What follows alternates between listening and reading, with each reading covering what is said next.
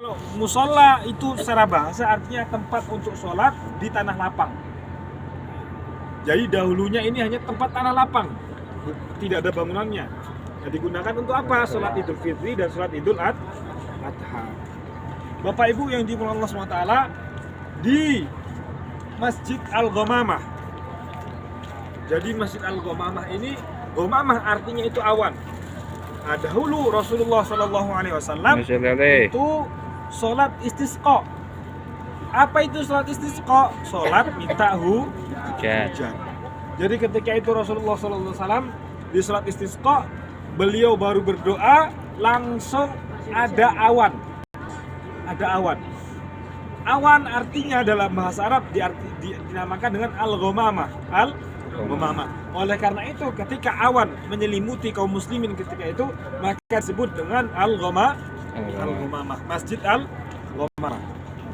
Nah, di tempat Masjid Al-Ghamamah ini juga dahulu Rasulullah salat istisqa sekaligus salat Idul Fitri dan salat Idul Adha. Lalu bagaimana dengan Masjid Abu Bakar As-Siddiq?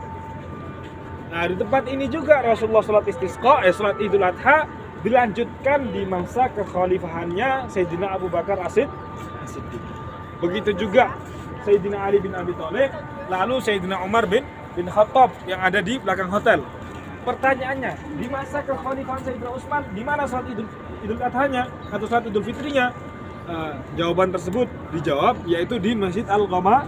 Nah, jadi di 4 titik inilah tempat sholat Idul Fitri dan sholat Idul Adha di masa Rasulullah dan juga setelah kekhalifahan beliau, yaitu setelah kepemimpinan Rasulullah SAW. Bangunan-bangunan ini Bapak Ibu, bangunan-bangunan ini awalnya dibangun oleh seorang pemimpin di masa dinasti Umayyah yang bernama Umar bin Abdul Aziz. Nah, itu pertama kali dibangun. Jadi awalnya itu hanya tanah lapang. Sampai kemudian di tahun 80-an Hijriah itu dibangun masjid-masjid. Jadi Umar bin Abdul Aziz itu memiliki program kerja, yaitu apa? Membangun masjid-masjid yang pernah disolati oleh Rasulullah SAW. Nah, kalau Pak Prabowo punya program kerja kasih makan gratis. Kalau Umar bin Abdul Aziz, Khalifah Umar bin Abdul Aziz punya program kerja membangun masjid yang pernah disolati oleh Rasulullah SAW. Itu salah satunya masjid ini. Lalu kemudian bangunan yang ada sekarang ini merupakan peninggalan zaman dinasti Utsmaniyah. Masjid-masjid ini dibangun oleh Khalifah Abdul Majid Al-Utsmani. Utsmaniyah ya, Turki. Itu pada tahun 1800-an Masehi. Dan alhamdulillah sampai sekarang masih ada dan ini pernah direnovasi pada tahun 2007-an. Sampai sekarang seperti ini. Jadi batunya batu hitam ini.